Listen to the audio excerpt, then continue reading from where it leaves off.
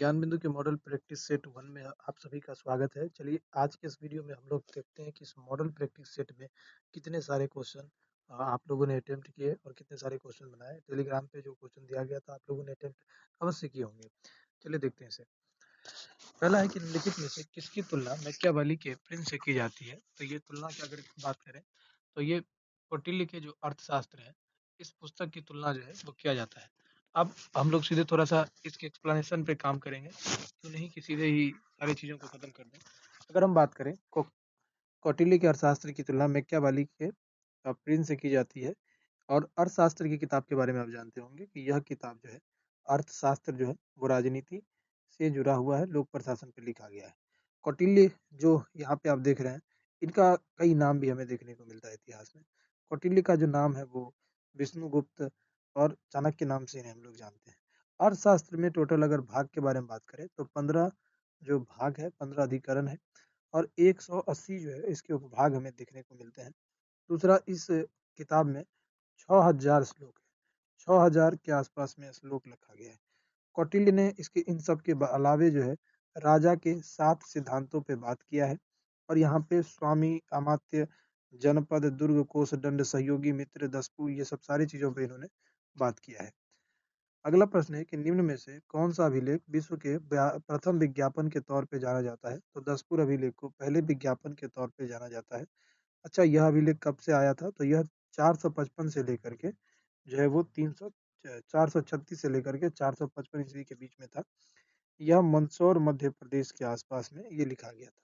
इसकी भाषा क्या थी दोस्तों? तो इसकी भाषा जो थी दसपुर अभिलेख की वो संस्कृत थी और संस्कृत भाषा में जो है इसे लिखा गया था।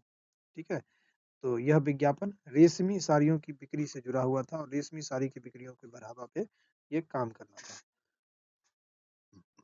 अच्छा, यहाँ पे कुछ और भी अभिलेख दिए हैं, जैसे आप देखेंगे सुरपिया अभिलेख।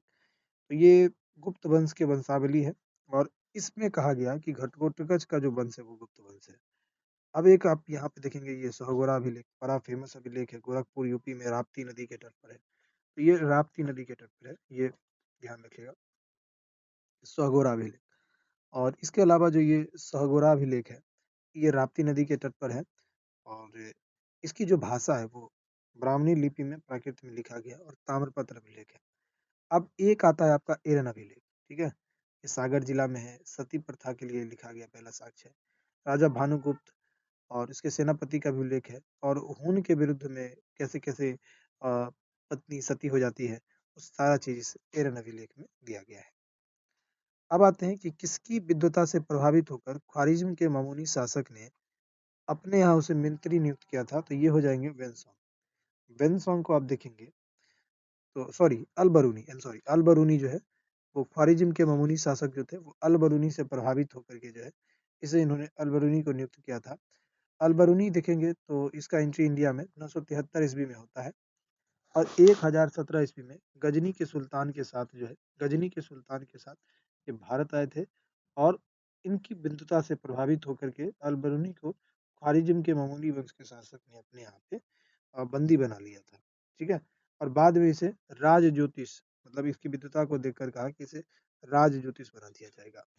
विजयनगर के किस शासक को दो समुद्रों का अधिपति कहा जाता है? तो विजयनगर के दो शासकों के अधिपति के बारे में अगर आप जानेंगे तो इनका नाम था हरिहर प्रथम। कहाँ है? हरिहर प्रथम जो है, इन्हें दो समुद्रों का अधिपति कहा जाता है। हरिहर प्रथम को दो समुद्रों का अधिपति कहा जाता है। अगर हम हरिहर प्रथम के बारे में बात करें तो ये दो भाई थे, हरिहर और हुक्का। मोहम्मद बिन तुगलक से अलग होकर 1336 ईस्वी में विजयनगर के ये शासक बनते हैं और इन्होंने अपने यहाँ पे लगातार इसे आगे बढ़ाया। पहले इनकी राजधानी थी आनेगोंडी। आनेगोंडी जो थी इनकी राजधानी थी और लगभग 7 वर्ष बाद यानी कि 1336 यानी कि 1341 में इन्होंने 7 वर्ष बाद 1341 में इन्होंने अपनी राजधानी विजयनगर यानी कि हम्पी को इन्होंने अपनी राजधानी बना दिया। हम्पी को इन्होंने हम्पी को इन्होंने क्या बना दिया? राजधानी बना दिया। तो मोटा मोटी दो समुद्रों का अधिपति किसे कहते हैं? हरिहर प्रथम को कहते हैं। प्रछन्न बोध के नाम से किसे जानते हैं? तो प्रछन्न बोध के नाम से जानते हैं शंकर को। किसे जानते हैं? शंकराचार्य को जो है वो प्रछन्न बोध के नाम से जानते हैं। आपको पता होगा कि जब भक्ति आंदोलन का प्रचार बहुत जोर-शोर से चल रहा था, तो शंकराचार्य के जो दर्शन के आधार थे, उसमें इन्होंने 2 चीज़ें लिखी थी। पहला था वेदांत और दूसरा था उपनिषद। अब इसी दोनों को मिलाने के बाद इनके जो सिद्धांत रहे थे, वेदांत उपनिषद को मिलाने के बाद इन्होंने जो थ्योरी दिया, उस दोनों थ्योरी को जो है वो अद्वैतवाद कहा गया। शंकराचार्य जो थे, वो शंकराचार्य, वो महायान बौद्ध चिंतन का इन पे प्रभाव माना जाता है। इसी कारण जो है शंकराचार्य को जो है वो प्रछन्न बौद्ध कहा जाता है। ठीक है? शंकराचार्य ने धर्म की एकता को जो है मजबूत करने के लिए 4 मठों की स्थापना की और ये मठ अलग-अलग 4 दिशा में फैले हुए थे। अगर आप इनके मठ पे देखेंगे तो वेदांत मठ जो है वो दक्षिण भारत में है। इसे श्रृंगेरी नामक जगह पे है। और पूरब में इन्होंने एक मठ बनाया जगन्नाथपुर में। कहाँ बनाया? जगन्नाथपुर में। तो जगन्नाथपुरी मठ इसे कहा गया। पूर्वी भारत में ये मठ था। और उसके बाद इन्होंने एक मठ बनाया शारदा मठ। शारदा मठ। अच्छा ये शारदा मठ कहाँ पे था? तो ये पश्चिम भारत में था। और पश्चिम भारत में कहाँ पे था? तो द्वारका में। हालाँकि द्वारका अब डूब गया है। और एक था ज्योतिर्मठ बद्रिकाश्रम उत्तर भारत में था। ठीक है? आगे बढ़ते हैं। रैयतवाड़ी बंदोबस्त के संदर्भ में निम्नलिखित कथनों पर विचार करें। रैयतवाड़ी बंदोबस्त को देखेंगे तो इसके जनक माने जाते हैं थॉमस मुनरो को माना जाता है और किसानों द्वारा सीधे सरकार को ये लगान दिया जाता था और सरकार जमीन रैयत को पट्टे पर देती थी और टैक्स लगाने से पहले भूमि का सर्वे होता था। फिर उसके बाद जो प्राइस होता था उसका निर्धारण होता था। तीनों बात इसमें सही है। आगे है कि स्वतंत्रता संग्राम के दौरान कश्मीर कश्मीर कश्मीर हैदराबाद और त्रावणकोर आदि जैसे भारतीय शासकों द्वारा शासित राज्यों को समानांतर आंदोलन शुरू करने के लिए कहा गया। उसका नाम क्या था? तो प्रजामंडल आंदोलन था। क्या नाम था? प्रजामंडल आंदोलन था। और इसी प्रजामंडल आंदोलन की शुरुआत की गई थी। प्रजामंडल का अर्थ होता है प्रजा का संगठन। प्रजा का क्या होता है? संगठन यानी कि प्रजा जो होते हैं वो एक जगह पे होंगे और 1920 के आसपास में जितने भी राज्य की प्रजा में जागृति आई और ठिकानेदार, जागीरदारों के अत्याचार से ये काफ़ी प्रभावित थे। तो इन्होंने एक प्रजामंडल आंदोलन को चलाया और इसी आंदोलन के तहत जो है समानांतर आंदोलन ये पूरे के पूरे देश में फैल गया। अगला है कि महात्मा गांधी एवं उनके विचारों से प्रभावित होने वाले पहले आदिवासी नेता का नाम क्या था? तो आप देखेंगे तो जो जेपो जादोनांग जो है, जेपो जोदोनांग कहाँ पे? ऑप्शन बी में। ये जो है, ये काफ़ी ज़्यादा गांधी के विचारों से प्रभावित रहे थे और ये मणिपुर के एक राजनीतिक और आध्यात्मिक लीडर रहे थे। और हैपो जोदोनांग सविनय अवज्ञा के बारे में इन्होंने आंदोलन के बारे में जब इन्हें पता चला कि जो सविनय अवज्ञा आंदोलन चल रहा है, इस आंदोलन से ये आकर के जुड़ गए थे और मजबूर कुली व्यवस्था और भारी व्यवस्था, पहाड़ी के घरों पर टैक्स, नए कानून के कारण काफ़ी ज़्यादा जो थे, जो हैपो जदोनांग या जदोनांग जिसे आप देख रहे हैं, ये काफ़ी ज़्यादा परेशान हो चुके थे और इस परेशानी के कारण इन्होंने एक आंदोलन चलाया था। इसका नाम था हेराका आंदोलन। हेराका आंदोलन 1931 में अंग्रेजों ने इन्हें फांसी दे दिया। और एक नाम आपका यहाँ पे आता है रानी गौंडेन्यू का। अगर आप देखेंगे तो रानी गौंडेन्यू जी थी एक प्रकार की धार्मिक या आध्यात्मिक गुरु थी। इनके चचेरे भाई थे, जदोनांग थे, ठीक है? इसके साथ ही ये 13 साल की उम्र में जो थी वो आंदोलन में शामिल हो गई और धर्म के आदिवासी के उद्धार के लिए एक राजनीतिक आंदोलन ये बन गया। 1931 में यानी 1931 में इन्होंने बड़े पैमाने पर जो है ये काम किया और 1932 में गोंडलियों को पोलिवा गांव से गिरफ्तार कर 14 साल तक जो है वो कैद में डाल दिया गया। ठीक है? और इतने कम उम्र में यानी 14 साल में जेल जाने के बाद जो है एक कैद में रही 1932 से और गांडील्यू की रानी का इन्हें जो है रानी का खिताब जो है वो जवाहरलाल नेहरू ने दिया था। अब एक नाम और आपका यहाँ पे दिख रहा होगा, अल्लूरी सीताराम राजू। अल्लूरी सीताराम राजू का जन्म कहाँ हुआ था? तो ये आंध्र प्रदेश में इनका जन्म होता है और अल्लूरी जो सीताराम राजू थे और ये प्रशंसक और असहयोग आंदोलन से प्रेरित थे। रंपा विद्रोह का इन्होंने नेतृत्व किया था। इन्होंने खादी अपनाने और खादी अपनाने के साथ-साथ जो है, इन्होंने शराब का जो है, इन्होंने सेवन करने के बारे में बात कही थी। ठीक है? और हालाँकि उनका विचार था कि अहिंसा के माध्यम से उपनिवेशी शासन से स्वतंत्रता प्राप्त करना संभव नहीं है। स्वतंत्रता कम करने में बल प्रयोग के लिए इनके लिए काफ़ी ज़्यादा भूमिका रही थी। अब एक है कि लाहौर षड्यंत्र मामले की परिणति में किसकी-किसकी फांसी हुई थी? तो भगत सिंह, सुखदेव और राजगुरु, इन तीनों को फांसी हुई थी और ये जो फांसी हुई थी इनकी 23 मार्च 1931 को जो है इन तीनों को फांसी हुआ था और इस दिन को हम लोग शहीदी दिवस के रूप में भी मनाते हैं। तो 23 मार्च 1931 को इन तीनों को फांसी दिया गया था। लाहौर षड्यंत्र केस में देखेंगे तो HSRA एक संगठन था, Hindustan socialist Republic association HSRA। इस HSRA से ये लोग जुड़े हुए थे और जेल में बंद क्रांतिकारी के कारण इन्हें राजनीतिक दर्जा प्राप्त नहीं हुआ, जिसके कारण इन्होंने भूख हड़ताल कर दिया और 63 दिन के बाद जो है इनके एक मित्र थे जिनका नाम था जतिन दास, वो मारे गए।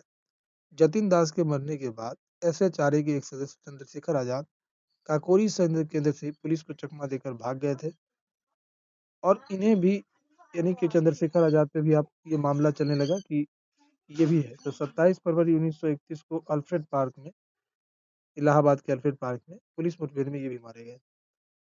अब एक कांड आप यहाँ पे और देख रहे होंगे, काकोरी कांड के बारे में भी आप सुनते होंगे, काकोरी कांड। तो काकोरी कांड 9 अगस्त 1925 को शुरू हुआ था। काकोरी एक तो काकोरी संयंत्र केस जो आप जानते हैं कि 9 अगस्त 1925 को हुआ था। इसमें ट्रेन को लूटना था और यहाँ पे हिंदुस्तान रिपब्लिकन एसोसिएशन यानी HRA के जितने भी सदस्य थे वो जुड़े हुए थे।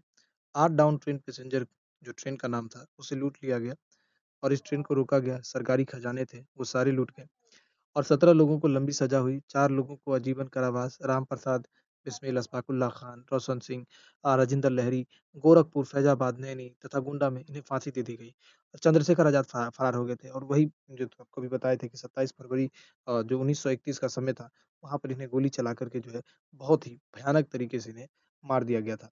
आगे बढ़ते हैं, अगला क्वेश्चन है कि देखते हैं इसको। फ्रांस की क्रांति के समय वहाँ का शासक कौन बना था? तो फ्रांस की क्रांति के समय देखेंगे तो लुई 16वां जो था वो वहाँ का शासक बना हुआ था और 1774 ईस्वी में जो है मतलब फ्रांस का सम्राट बना। लुई 16वां की जो पत्नी थी उसका नाम था मेरी एंटवानेट, ऑस्ट्रिया की राजकुमारी थी और 14 जुलाई 1789 को बस्तील कारागाह को जब ध्वस्त किया गया, उसी समय यहाँ पे जो लुई 16वां का जो बहुत बड़ा अत्याचार चल रहा था वो पूरा का पूरा खत्म हो जाता है। अब हम लोग आगे बढ़ते हैं। आगे देखते हैं कि खूनी रविवार की घटना कब हुई थी। खूनी रविवार की घटना कब हुई थी? तो देखेंगे कि खूनी रविवार की जो घटना है वो 22 जनवरी 1905 ईस्वी को खूनी रविवार की घटना होती है और यहाँ पे जो मतलब जार के पास देखेंगे तो जितने भी भूखे मजदूर थे उनके ऊपर में सेना के जितने भी ग्रुप के लोग थे उन लोगों ने इन पे अटैक कर दिया और इस अटैक्स की वजह से वो सारे लोग मारे गए और यहाँ पे ये लोग नारा लगा रहे थे कि हमें क्या चाहिए? रोटी चाहिए। तो इन लोगों ने रोटी रोटी का नारा लगाया था। सड़कों पे प्रदर्शन हुआ और 15 मार्च की बात है, 15 मार्च की बात है और 1917 15 मार्च 1917 को ज़ार निकोलस द्वितीय ने अपना जो गद्दी है उसे त्याग दिया और यहीं पे जो निरंकुश राजशाही है वो रूस में वो समाप्त हो जाता है और आगे चलकर 1918 सॉरी 1898 में जो है यहाँ पे रूस जो था वो आगे चलकर साम्यवाद 2 भागों में बँटा। एक बँटा बोल्शेविक और एक बना मनेसेविक। बहुमत वाला दल बोल्शेविक कहलाया और इसके नेता का नाम था लेनिन।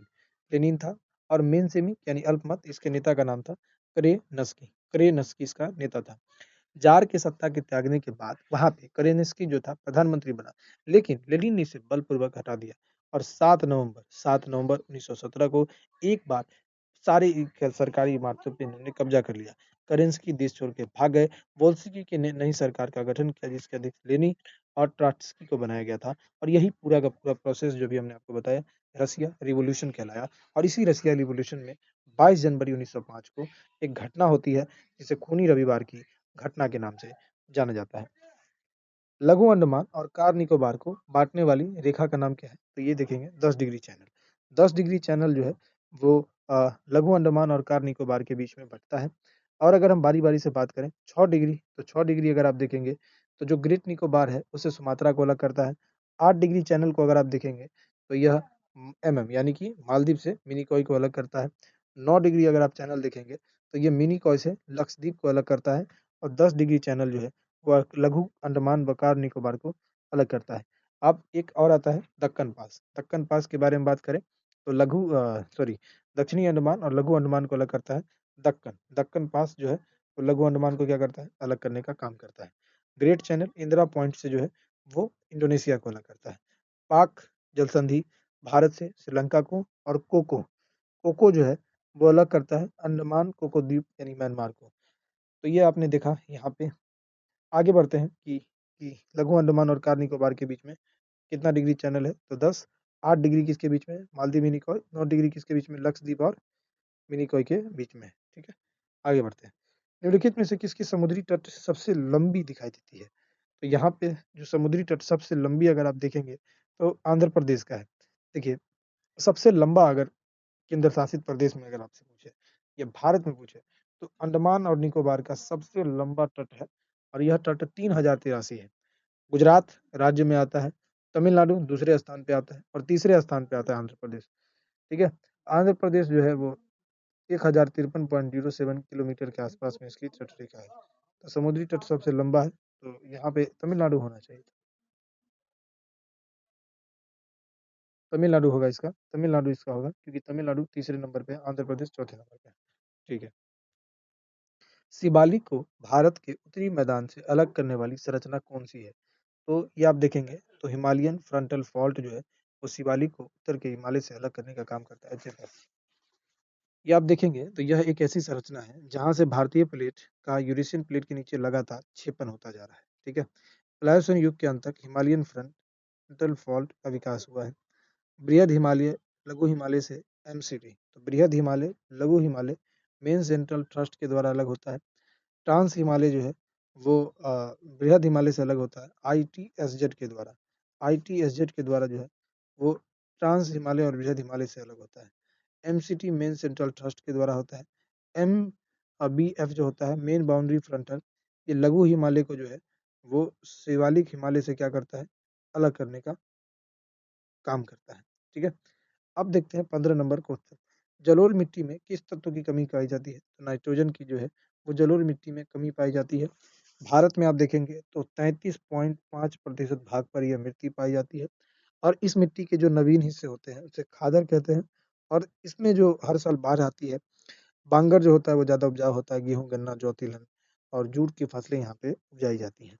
अब आते हैं 16 नंबर प्रश्न पे कि भारत में किस किस्म के कॉफ़ी का उत्पादन बहुत ज़्यादा पैमाने पे होता है? रोबस्टा। रोबस्टा कॉफ़ी का उत्पादन भारत में बहुत ज़्यादा प पैमाने पर होता है और कहवा की 2 किस्में होती हैं। जो कॉफ़ी है, कहवा है, उसकी 2 किस्में होती हैं। पहला आपका अरेबिका होता है और अरेबिका के बाद एक आपका होता है रोबस्टा होता है। ठीक है? कहवा की खेती के लिए जो है वो मोटा-मोटी आपके पास में 16 डिग्री सेल्सियस से लेकर 28 डिग्री सेल्सियस तक का जो है वो तापमान चाहिए। 16 डिग्री सेल्सियस से लेकर 28 डिग्री सेल्सियस का ये तापमान चाहिए और यहाँ पे 150 से लेकर 250 सेंटीमीटर वर्षा चाहिए। ठीक है? कहवा के उत्पादन के लिए जो प्रसिद्ध पहाड़ी है उसका नाम है बाबा बूदान की पहाड़ी, जो कर्नाटक में है और विश्व के लगभग 2.5% से 4.5% के आसपास में हम लोग कहवा का उत्पादन करते हैं। कॉफ़ी बोर्ड कहाँ पे है? तो कॉफ़ी बोर्ड आपका जो है वो बेंगलुरु में है। तो मोटा-मोटी आपने समझा कि कहवा की खेती 16 से 28 डिग्री सेल्सियस, 150 से 250 सेंटीमीटर वर्षा, उत्पादन की शुरुआत बाबा बूदान की पहाड़ी, 2.5% से 4% या 4.5% कहवा का उत्पादन। कॉफ़ी बोर्ड कहाँ पे है? बेंगलुरु में। कहवा की 2 किस्में अरेबिका और रोबस्टा। भारत में सबसे ज़्यादा अरेबिका का उत्पादन। भारत में रोबस्टा रोबस्टा का सबसे ज़्यादा भारत में क्या होता है? उत्पादन। कॉफ़ी की 2 किस्में अरेबिका और रोबस्टा। भारत में सबसे ज़्यादा क्या होता है? रोबस्टा। तो इसका हो गया ऑप्शन बी। लोहरदगा किस खनिज के लिए प्रसिद्ध है? तो लोहरदगा के बारे में देखेंगे तो लोहरदगा जो है वो बड़े पैमाने पे जो है वो बॉक्साइट के लिए प्रसिद्ध है। किसके लिए प्रसिद्ध है? बॉक्साइट के लिए प्रसिद्ध है। लोहरदगा देखेंगे तो ये पलामू एवं उच्च कोटि के बॉक्साइट के लिए प्रसिद्ध है और ये एल्यूमीनियम की प्राप्ति के लिए होता है। देश में बॉक्साइट का लगभग 51% जो हिस्सा है 51% जो हिस्सा है वो बॉक्साइट का सबसे बड़ा क्षेत्र है। भारत के अगर बारे में अगर बात करें तो भारत में आप देखेंगे तो उड़ीसा हो गया, आंध्र प्रदेश हो गया, गुजरात, झारखंड, महाराष्ट्र, मध्य प्रदेश में ये बड़े पैमाने पे पाया जाता है। इसका उपयोग हम लोग मशीनरी निर्माण, चमड़ा रंगने और पेट्रोल एवं नमक साफ करने के लिए इसका हम लोग उपयोग करते हैं। तो लोहरदगा जो आपने देखा, ये बॉक्साइट के लिए ज़्यादा फेमस प्लेसेस है और झारखंड में है। कहाँ पे है? झारखंड में है और ये बॉक्साइट का भंडार यहाँ पे हमें देखने को मिलता है। कोचीन शिपयार्ड का निर्माण किस देश के सहयोग से होता है? कोचीन शिपयार्ड का निर्माण किस देश के सहयोग से होता है? तो ये जापान के सहयोग से जो है कोचीन शिपयार्ड को बनाया गया था 1972 में। किससे बनाया गया था? 1972 में बनाया गया था कोचीन शिपयार्ड को। ये पहला युद्धपोत है और ये बनाया गया था आईएनएस विक्रांत के द्वारा। तो 1972 में बनाया गया था। ठीक है। 8 जो है वो पब्लिकली है और एक निजी है। तो पहला कारखाना 1941 में विशाखापट्टनम में बनाया गया। 1952 में हिंदुस्तान शिपयार्ड जो है इसका नाम रखा गया था। धर्म आधारित जनगणना 2011 के अनुसार निम्नलिखित में से किस वर्ग का लिंगानुपात सबसे कम है?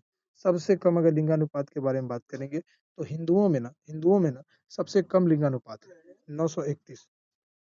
यहाँ पे 931 है, सबसे कम है। और और इसके अनुसार सबसे ज़्यादा लिंगानुपात किसी धर्म का है? ये भी तो पूछा जा सकता है, ईसाई का है। ठीक है, ईसाई का है। कितना है? 893 के आसपास में।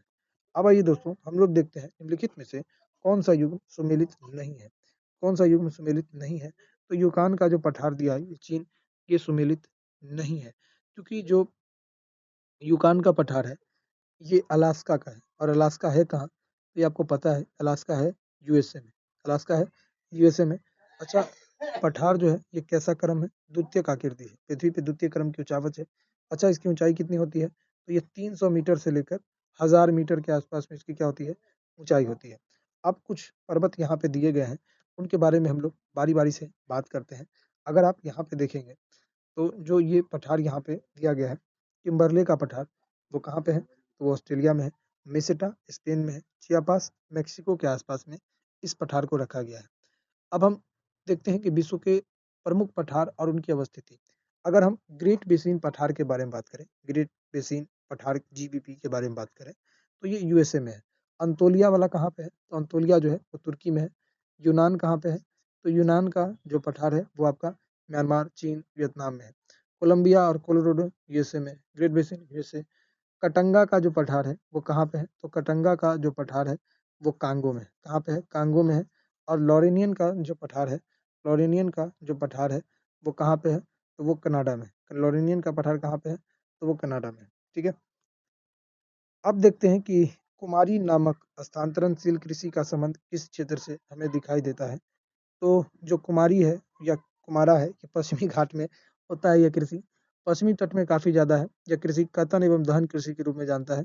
और इस कुमारी में क्या होता है ना दोस्तों, कि वृक्षों को काट कर, जलाकर, एकदम साफ करके, राख को मिट्टी में मिला करके इसे करते हैं। आप देखिएगा कई खेती कई राज्यों में, जैसे झूम खेती अगर आप देखेंगे तो उत्तर पूर्वी राज्य में बहुत बड़े पैमाने पर फेमस है। वेवर या दाहिया जो है वो मध्य प्रदेश में फेमस है। पोडू पेंडा जो है वो आंध्र प्रदेश में है। पोडू पेंडा आंध्र प्रदेश में है। कुमारी की बात करें तो कुमारी जो है वो पश्चिमी घाट में हमें देखने को मिलता है। कुमान या पामा डाबी जो है, कुमान या पामा डाबी जो है वो कुमान या जो आपका पामा डाबी है, कुमान या पामा डाबी है। ये पामा डाबी कहाँ पे है? तो ये उड़ीसा में है। कुमान या पामा डाबी कहाँ पे है? तो ये आपका उड़ीसा में है। और वालरे और वाल्टरे कहाँ पे है? तो राजस्थान, दक्षिण पूर्वी राजस्थान में आपको ये देखने को मिलेगा। खील की बात करें तो खील जो है ये हिमालयन क्षेत्र में है। कुरुबा जो है वो कुरुबा कहाँ पे है? तो ये कहाँ पे है? तो ये झारखंड में है। कुरुबा कहाँ पे है? झारखंड में है। पामलू के बारे में बात करें तो जो पामलू है आपका, वो पामलू कहाँ पे है? मणिपुर में है। और दीपा, दीपा जो है वो कहाँ पे है? तो छत्तीसगढ़ के बस्तर जिले में अंडमान निकोबार द्वीप समूह में जो है ये पूरा का पूरा हिस्सा है। तो ये आपने देखा झूम उत्तर पूर्वी राज्य, बेबर दैया मध्य प्रदेश, पोडू पेंडा आंध्र प्रदेश, कुमारी तो भी आपने देखा कि पश्चिमी घाट में है। फिर आपने कोमान पामा डिबी ओडिशा को देखा। तो ऐसे कई चीजें आपने देखी यहाँ पे। निम्न में से कौन सा प्रशांत महासागर में बहने वाली ठंडी जलधारा है? तो क्योसिबा। क्या नाम है इसका? ओयोसिबा। ओयोसिबा जो है प्रशांत महासागर में बहने वाली ठंडी जलधारा है। क्योसिबा जो है ये गर्म जलधारा है। और अगर आप देखेंगे तो उत्तरी प्रशांत प्रभावी, अलास्का, सुसीमा, पूर्वी ऑस्ट्रेलिया, एल नीनो, ये सब जो आपका है, ये सब आपका जो है वो गर्म जलधारा है। और यहाँ पे जो आप देख रहे हैं कि ये जो जलधारा है हम्बोल्ट, ओयोसिबा, कैलिफोर्निया, कैलिफोर्निया, ओकोत्स्क, ये सभी धाराएँ जो है ये सभी धाराएँ जो है वो ठंडी जलधाराएँ हैं। अब आगे बढ़ते हैं कि भारत के संविधान में कितने प्रकार के मूल अधिकार हैं? तो भारत के संविधान में कुल अभी बचा हुआ जो है वो 6 प्रकार का मूल अधिकार है। हालाँकि पहले संविधान में 7 प्रकार के मूल अधिकार थे, अभी 6 बचे हैं। संपत्ति को हटा दिया गया 44वां संविधान संशोधन 1978 के तहत और 300 क में जो है ये शामिल किया गया है। भारत के संविधान के अनुसार भारत का सरकार का प्रमुख कौन होता है? तो भारतीय संविधान के अनुसार सरकार का प्रमुख कौन होता है? तो भारत के संविधान के अनुसार जो सरकार के प्रमुख होते हैं, वो होते हैं प्रधानमंत्री। कौन होते हैं? प्रधानमंत्री होते हैं। राज्यसभा में अमेरिका के समान प्रतिनिधित्व प्रणाली का प्रयोग कब होगा या तब होगा जब क्या-क्या इसके कई सारे शर्त दिए गए हैं। तो इसे आप देखेंगे जब अधिक जनसंख्या वाले तथा कम जनसंख्या वाले राज्यों में अगर राज्यसभा के प्रतिनिधित्व बराबर होंगे तब। यानी कि जिसकी संख्या वाले अधिक जनसंख्या वाले तथा कम जनसंख्या वाले राज्यों में जनसंख्या बराबर होगा, तभी हम अमेरिका के समान राज्यसभा के प्रतिनिधित्व के लिए समान प्रणाली का प्रयोग कर पाएँगे। ठीक है? तो राज्यसभा में ये तभी संभव है। अमेरिका का जो सीनेट है, यानी जिसे द्वितीय सदन कहते हैं, यहाँ पे राज्य को समान प्रतिनिधित्व दिया गया है। भारत में जो है ये पॉपुलेशन के आधार पे ये डिस्ट्रीब्यूट किया गया है। जैसे यूपी में आप देखेंगे तो राज्यसभा की 31 सीटें हैं और सिक्किम जो है उसके पास में केवल 1 सीट है, केवल 1 सीट है। आगे बढ़ते हैं। स्वतंत्रता के पश्चात जो है वो किसने किसी की सिफारिश पर प्राक्कलन समिति का गठन किया गया? तो जॉन मथाई। किसकी सिफारिश पे? तो जॉन मथाई की सिफारिश पर जो है वो प्राक्कलन समिति का गठन किया गया था। 1950 में किया गया था, पहली बार प्राक्कलन कमेटी का गठन किया गया था। ठीक है? और अगर आपको बता दें कि इस समिति में सदस्यों की संख्या 30 होती है और इस 30 के 30 सदस्य जो होते हैं, सभी सदस्य जो होते हैं, वो प्राक्कलन कमेटी के लोकसभा से ही होते हैं। और इनके पास में सिंगल ट्रांसफर वोट पावर होता है। तो ये इसके अध्यक्ष की नियुक्ति लोकसभा अध्यक्ष ही करते हैं। जॉन मथाई जो है 1950 में पहले गणतंत्र के केंद्रीय बजट पेश करने वाला इनको गौरव प्राप्त हुआ था। ठीक है? और ये जब गणतंत्र भारत का पहला केंद्रीय बजट ये पेश कर रहे थे 1950 में और स्वतंत्र भारत का पहला बजट यानी कि 26 नवंबर 1947 को आर के सन्मुखम चेट्टी ने पेश किया। और ये जो बजट इन्होंने बनाया था वो केवल साढ़े 7 महीने के लिए था, केवल साढ़े 7 महीने के लिए था। बजट प्रणाली का संस्थापक जेम्स विल्सन को जानते हैं। तो आपने देखा जॉन मथाई, ये कौन थे? गणतंत्र भारत का पहला बजट पेश करने वाले, केंद्रीय बजट। और स्वतंत्र भारत का पहला किसने किया था? आर के शनमुखम शेट्टी ने किया था। 26 नवंबर 1947 को इन्होंने ये बजट पेश किया था। ठीक है? आगे बढ़ते हैं। अब देखते हैं 28 नंबर प्रश्न। राष्ट्रीय पिछड़ा वर्ग आयोग की स्थापना कब की गई? 1993 में। राष्ट्रीय पिछड़ा वर्ग आयोग की स्थापना की गई 1993 में। 102वें संविधान संशोधन के माध्यम से इसे 2018 के तहत एक नए संविधान के रूप में देखा गया। 338 ख में इसे जोड़ा गया था। हालांकि आयोग एक अध्यक्ष और एक उपाध्यक्ष तथा 3 सदस्य इसमें शामिल होते हैं और इनका कार्यकाल जो होता है वो 3 वर्षों का होता है, 3 सालों का होता है। राष्ट्रीय पिछड़ा आयोग की नियुक्ति राष्ट्रपति करते हैं। अनुच्छेद 338 के अनुसूचित जातियों का इसमें प्रावधान किया गया है और 338 क में जो है वो अनुसूचित जनजातियों का प्रावधान है। आगे बढ़ते हैं। स्वतंत्र भारत के प्रथम कृषि मंत्री कौन थे? तो अगर स्वतंत्र भारत के पहले खाद्य एवं कृषि मंत्री की बात करें तो ये थे राजेंद्र प्रसाद। राजेंद्र प्रसाद पहले थे। अगला प्रश्न है कि निम्नलिखित में से कौन प्रारूप समिति के सदस्य नहीं थे? तो प्रारूप समिति के सदस्य कौन नहीं थे? तो इसका हो जाएगा सी, यानी कि पीवी नरसिम्हा राव जो थे वो प्रारूप समिति के सदस्य नहीं थे। अगर आप देखेंगे तो प्रारूप समिति जो है वो बनाया गया था 29 अगस्त 1947 ईस्वी को इसे बनाया गया था और इसमें 6 सदस्य थे। एन गोपालस्वामी, के एम मुंशी, गोपालस्वामी अयंगर और कल्लादी कृष्ण स्वामी, टीटी कृष्णामाचारी, डीपी खेतान की मृत्यु के बाद बीएल मित्र आए थे, एन माधवराव। तो प्रारूप समिति के नाम से इसे जानते हैं या मसौदा कमेटी के नाम से जानते हैं। अगला प्रश्न है कि सूची 1 को सूची 2 से क्या करना है? मिलाना है। तो 40 में आप देखेंगे तो ग्राम पंचायत, 41 में कुछ काम करने की दशा, 44 में समान और 48 में कृषि एवं समान संगठन। इसे मिला लेंगे। आगे बढ़ते हैं। अगला प्रश्न है कि प्रथम लोकसभा अध्यक्ष उपाध्यक्ष कौन थे? देखिए अध्यक्ष नहीं उपाध्यक्ष, अनंत शयनम अयंगर थे। अगला प्रश्न है कि जो मैथ का प्रश्न है तो ये कह रहा है कि एक टीबी की कीमत 20% की कमी की गई तो मूल्य को प्राप्त करने के लिए नई मूल्य में कितनी वृद्धि किए जाने चाहिए। मान लेते हैं कि टीबी कितने का है, 100 रुपए का है, और टीबी की जो घटी है कीमत वो 20 रुपया घटी है, 20% घटा है। मतलब टीबी हुआ कितना है, 80 रुपए का हुआ है। अब इसका मतलब ये है कि कह रहा है कि 20 रुपया प्राप्त करने के लिए कितना वृद्धि करना होगा। 20 रुपया प्राप्त करने के लिए कितना वृद्धि करना होगा। सिंपल सा बात है कि 20 × 80 गुने क्या करते हैं, 100 करते हैं। यही तो करेंगे। जीरो से एक जीरो गया। अब हम क्या करते हैं, इसको काटते हैं। दो चौका 8 और दो पंचे 10। अब यहाँ पे 4 है तो 4 पंचे 20। 5 और 5 को गुना करेंगे तो 25% जो है वो आपका आंसर निकल के आएगा। यानी कि 20% की जो कमी की गई है उस मूल्य को वापस से नए मूल्य में इंक्रीज करने के लिए 25% चाहिए। अगला है कि 16 संख्याओं का औसत 23 है और पहली 7 संख्याओं का औसत 21 है और अंतिम 8 संख्याओं का औसत 24 है। तो 8वीं संख्या को ज्ञात करें। मेरे भाइयों, इसको निकालने में ना काफ़ी टाइम एक्सपेंस होगा। तो मेरे हिसाब से मैथ को स्किप कर देना चाहिए क्योंकि काफ़ी टाइम लगेगा। तो सॉरी। अगला है 40 नंबर क्वेश्चन। अगर आप देखेंगे तो 40 नंबर क्वेश्चन कह रहा है कि मुद्रास्फीति से सबसे ज़्यादा लाभ कौन पाता है? तो ये ऋणी पाते हैं। सबसे ज़्यादा जो लाभ है वो ऋणी पाते हैं। किस पंचवर्षीय योजना में कृषि में ऋणात्मक विकास किया गया था? तो किसी में ऋणात्मक विकास कहाँ देखा गया था? तो ये देखा गया था तीसरी पंचवर्षीय योजना में। तीसरी पंचवर्षीय योजना में कृषि में जो है वो ऋणात्मक विस्तार हमें देखने को मिला था। बड़े पैमाने पर जो है वो ऋणात्मक विस्तार देखने को मिला था। इसका कारण क्या था? तो तीसरी पंचवर्षीय योजना 1961 से लेकर के 1966 तक ये चला था। ठीक है? इस योजना को सुखमय चक्रवर्ती और महालनोबिस मॉडल के ऊपर में चलाया गया था। इसका थ्योरी क्या था कि इंडिया को आत्मनिर्भर बनाना है। ठीक है? जो तीसरी पंचवर्षीय योजना था। तो इसमें उद्योग और निर्यात की आवश्यकताओं को बढ़ावा देना था। इस्पात उद्योग, रसायन उद्योग, ईंधन शक्ति, सब चीज़ तो बढ़ाया गया।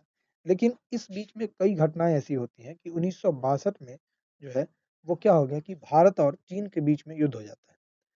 जैसे भारत चीन के बीच में युद्ध हुआ, 65 में भारत पाकिस्तान के बीच युद्ध हो गया और इसके बाद 1965 से 66 के बीच में ऐसी स्थिति रही कि भारत में सूखा पड़ गया। तो यही कारण था कि जो हमारी तीसरी पंचवर्षीय योजना थी वो फेल हो गई। और जो एग्रीकल्चर का डेवलपमेंट होना था वो काफ़ी ज़्यादा खराब हो गया। इसके बाद हम लोगों ने इसे रिकवर करने के लिए 1964 में रूस के सहयोग से बोकारो जो है झारखंड में, यहाँ पे हम लोगों ने आयरन एंड स्टील इंडस्ट्री की स्थापना की। ठीक है? आगे बढ़ते हैं। राजा चलैया समिति का संबंध किससे है? तो कर सुधार से समिति जुड़ा हुआ है। ठीक है? आगे बढ़ते हैं।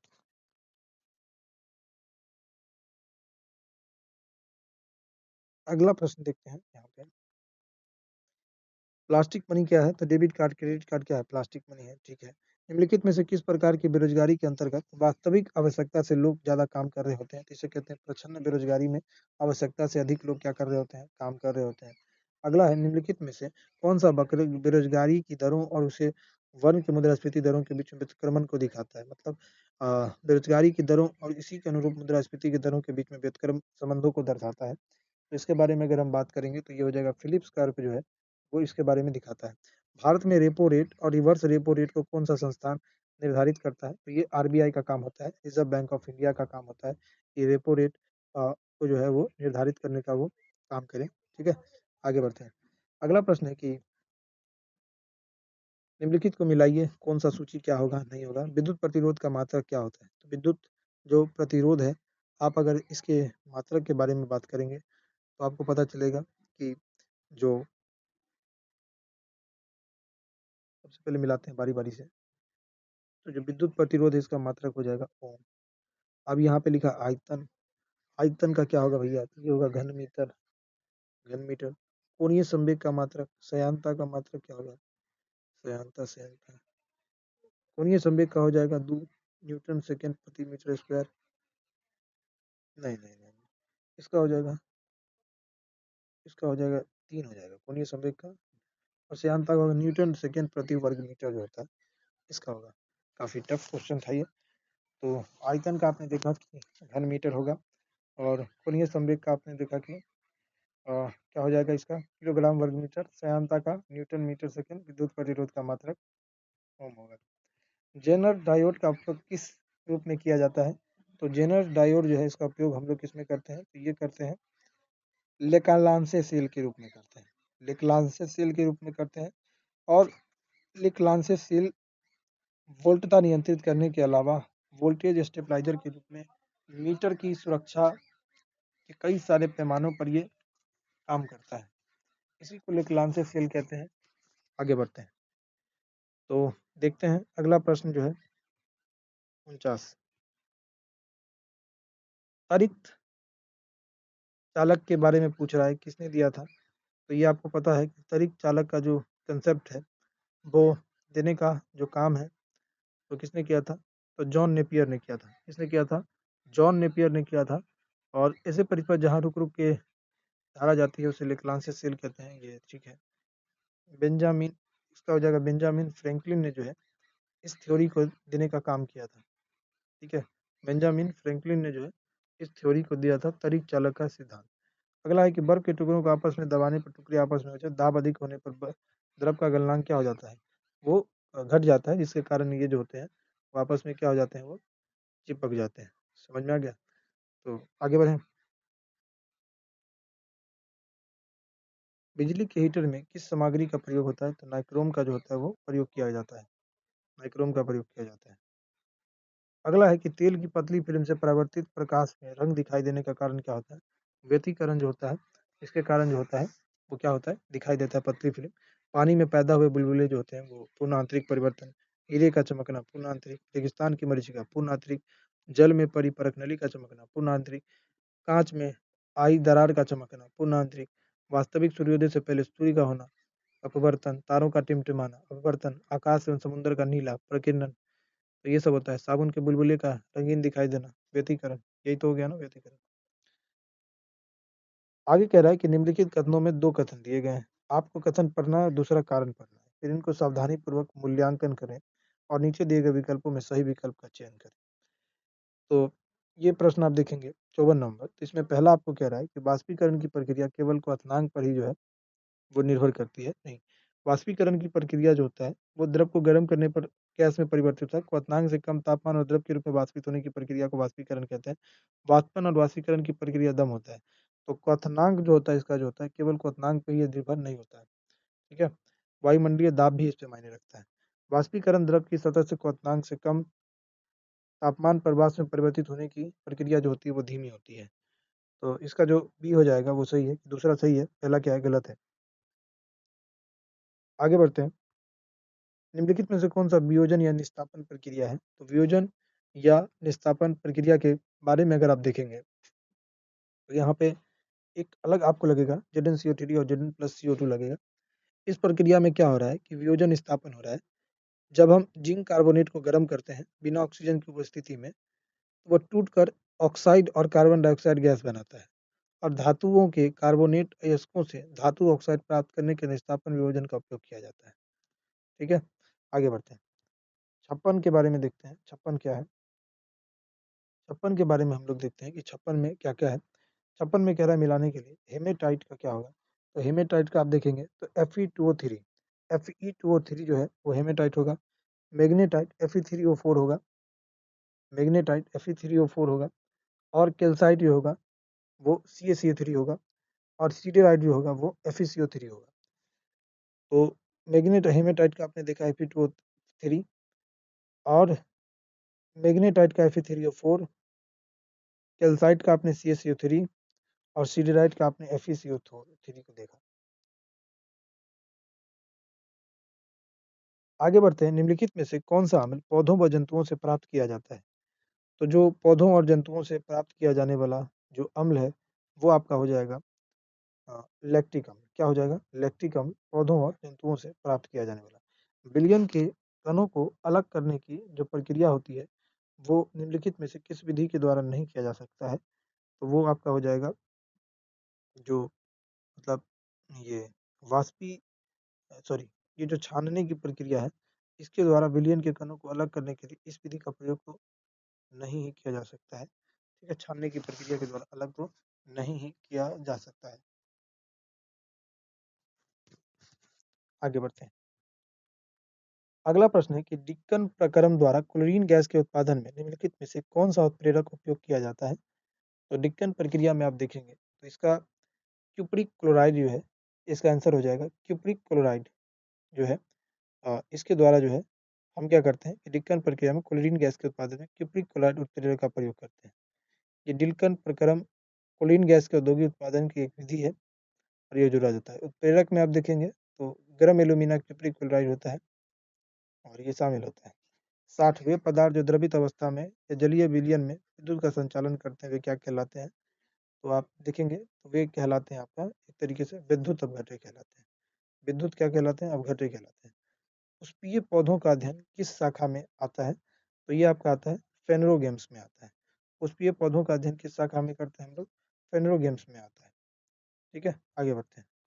पादप कोशिकाएं जंतु कोशिकाओं से किसकी अनुपस्थिति के कारण अलग होती है या भिन्न होती है? तो वो होता है सेंट्रियोल के कारण होता है। तारक केंद्र के कारण ये ऐसा होता है। अगला है कि निम्न में कौन सा जोड़ा गलत आपको दिखाई देता है? सूरजमुखी का जो है वो जो दिया है आपका संपुट वो गलत दिया है। ठीक है, सूरजमुखी का संपुट जो है वो क्या हो जाएगा? गलत हो जाएगा। आगे बढ़े।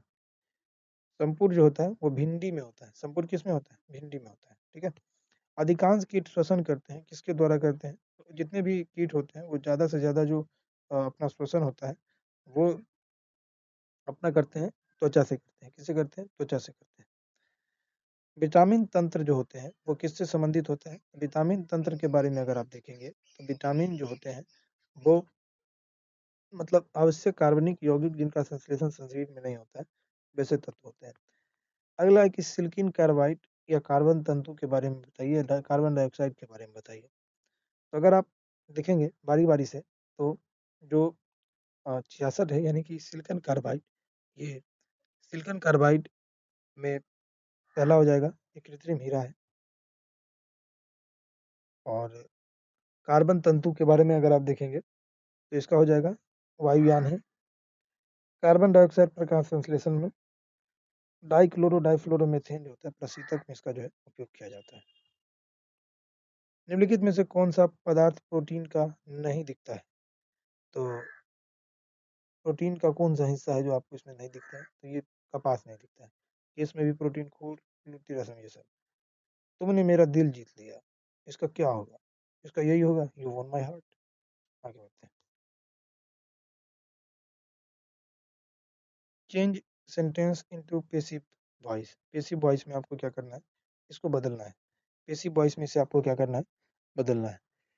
तो ये जो दिया है कि somebody has stolen his purse, तो his purse has been stolen. ठीक है, तो यहाँ पे दो चीजें आएंगी। इसका जो स्ट्रक्चर होगा subject plus has plus V three plus object. Passive में his purse has been stolen by somebody, passive इसका ये होगा। और object plus has been V three plus by plus agent लगाएंगे तो आपका आएगा somebody his purse has been stolen जो है वो आपका ये हो जाएगा option D. Change the correct यानी direct speech. Ramesh said I like this film.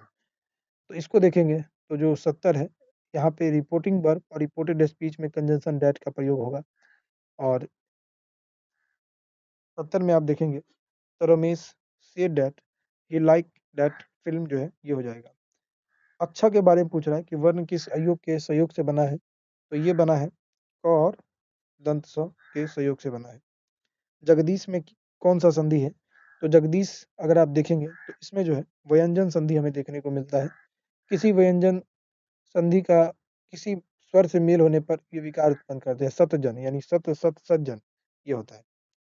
73 के डी में आप देखेंगे, 73 में देखेंगे तो आपका ओलंपिक खेलों में भाग लेने वाले प्रथम खिलाड़ी का नाम क्या था? मेरालीला राव। अगर आप देखेंगे एरोलिफ्ट एयरलाइंस विमान सेवा किस देश का है? एरोलिफ्ट एयरलाइंस जो विमान सेवा है वो आपका हो जाएगा रूस का। एरोलिफ्ट एरोफ्लोट एयरलाइन सेवा किसका है? तो ये रसिया का है। किसका है? रसिया का है। अब एक है कि द हिंदू जो है समाचार पत्र का प्रकाशन स्थल कहाँ पे है? तो ये चेन्नई में। कहाँ पे है? चेन्नई में। तो ये हिंदू का प्रकाशन स्थल कहाँ पे आपको मिलेगा? चेन्नई में ये देखने को मिलेगा। अगला प्रश्न है कि दरभंगा किस नदी के किनारे स्थित है? तो ये दरभंगा कमला नदी के किनारे में जो है वो स्थित है। बिहार का अक्षांशीय विस्तार कितना है? बिहार का अक्षांशीय विस्तार अगर आप देखेंगे तो बिहार का अक्षांशीय विस्तार 24 डिग्री 20 मिनट 10 सेकंड से 27 डिग्री तो ये आपने देख लिया कि 24 डिग्री 20 मिनट से 27 डिग्री 31 मिनट 15 सेकंड उत्तरी अक्षांश तक ये फैला हुआ है। अगला है कि बिहार में अंग्रेजों को पहला व्यापारिक केंद्र स्थापित करने में कब सफलता मिलता है? तो ये आप देखेंगे तो 1651 में, 1632 में तो डच आते हैं और इन्हें यहाँ पे सफलता मिल जाता है। और इससे पहले पुर्तगाली देखेंगे तो 1620 में आते हैं। पटना विश्वविद्यालय की स्थापना कब की गई? तो 1916 ईस्वी में पटना विश्वविद्यालय की स्थापना की गई थी। और इसके अलावा पटना आईआईटी की स्थापना 2008 में, पटना एम्स की स्थापना 2004 में, गया में आईआईएम जो बन रहा है वो 2015 में, पटना संग्रहालय की स्थापना 1917 में, बिहार संग्रहालय की स्थापना 2015 में, बिहार इंजीनियरिंग कॉलेज की स्थापना 2004 में, बाद में एनआईटी का दर्जा मिल गया। 1 अक्टूबर 1917 ईस्वी को पटना विश्वविद्यालय की स्थापना हुई। जा हम क्या लगा दिए इसमें? 1917 1 अक्टूबर 1917 को पटना विश्वविद्यालय की क्या हुई थी? स्थापना हुई थी, ठीक है? पटना उच्च न्यायालय की स्थापना हुई थी 1916 में ना, ठीक है, आगे बढ़ते हैं। भारत के पहले गरुड़ एरोस्पेस की कृषि ड्रोन स्वदेशीकरण केंद्र की स्थापना कहाँ पे हुई थी? तो ये अब बता दें आपको, चेन्नई में हुआ था। तो भारत के पहले गरुड़ एरोस्पेस कृषि ड्रोन की स्वदेशीकरण की स्थापना चेन्नई में जो है इसकी स्थापना की गई थी, चेन्नई में स्थापना की गई थी, ठीक है? तो गरुड़ एरोस्पेस की पहली बार स्थापना, ताकि इसका उद्देश्य भारत में ड्रोन निर्माण और कौशल विश्व बढ़ावा देना था। निम्नलिखित में से कौन सी पहली भारतीय ई कॉमर्स कंपनी है जो आरबीआई और एनबीएफसी लाइसेंस प्राप्त की है? तो इसके बारे में अगर हम बात करें तो ये कंपनी का नाम है फ्लिपकार्ट। क्या नाम है? फ्लिपकार्ट। इसने एनबीएफसी और से लाइसेंस प्राप्त किया है। हाल ही में चर्चा में रही एवी लिस्ट किस चीज की गणना से संबंधित है? तो एवी लिस्ट जो है वो पक्षियों के गणना से संबंधित है, ठीक है? आगे देखते हैं। तिरासी तिरासी कह रहा है कि निम्नलिखित में से गिफ्ट सिटी खाता खोलने वाला पहला मिडिल ईस्ट बैंक क्यूएनबी किस देश की है? तो क्यूएनबी के बारे में अगर हम बात करें तो क्यूएनबी जो है वो कतर देश का जो है एक प्रकार का पहला शाखा, पहला राज्य बन चुका है। हाल ही में भारत सरकार ने company India Rare Earth Limited IRL की किस देश के साथ दुर्लभ मृदा तत्वों के निर्यात के लिए समझौता को निलंबित का आदेश दिया है? तो चीन के साथ इन लोगों ने आदेश दिया है। प्रधानमंत्री नरेंद्र मोदी ने साइप्रस की आधिकारिक यात्रा के दौरान साइप्रस की प्रथम महिला फिलिपा कार्सेरा को किस राज्य में निर्मित चांदी का ब्लच पर्स उपहार में देने की बात की है? तो ये हो जाएगा आंध्र प्रदेश। आंध्र प्रदेश में चांदी से निर्मित क्लच पर्स बनाया गया था और इन्होंने साइप्रस की पहली महिला जो फिलिपा कार्सरा है, उन्हें जो है ये साइप्रस के आधिकारिक यात्रा पर उन्हें ये गिफ्ट किया था। प्रधानमंत्री मोदी के द्वारा दिया गया था और जो फिलिपा कार्सरा को आंध्र प्रदेश में दिया गया था। और ब्लज मेटेरियली जासूस है, ये छोड़िए इसको। मुख्यमंत्री गुरु शिष्य परंपरा हाल ही में किस राज्य ने लॉन्च किया या प्रारंभ किया है? तो यह लॉन्च करने का काम बिहार ने किया है। मुख्यमंत्री गुरु शिष्य परंपरा जो है वो अभी अ, बिहार राज्य के द्वारा जो है वो अभी हाल ही में लॉन्च किया गया है। हाल ही में रामानुजन एक महान गणितज्ञ जो थे, इनकी यात्रा पुस्तक विमोचन किसने किया है? तो भारतीय राष्ट्रीय अभिलेखागार के द्वारा किया गया है। पांचवा खेलो पांचवा खेलो इंडिया शीतकालीन सत्र का पहला चरण कहाँ पे होगा? तो इसका पहला चरण जो होगा वो लद्दाख में होगा। तो खेलो इंडिया शीतकालीन खेल 2025 का पहला चरण कहाँ पे होगा? तो ये लद्दाख में होगा, ठीक है? लद्दाख में होगा। जनवरी 2025 में विजय हजारे ट्रॉफी के फाइनल निम्न में से कौन सा टीम विजेता रहा है? तो उप विजेता रहा है आपका विदर्भ। कौन सा रहा है? विदर्भ जो है वो क्या रहा है? उप विजेता रहा है।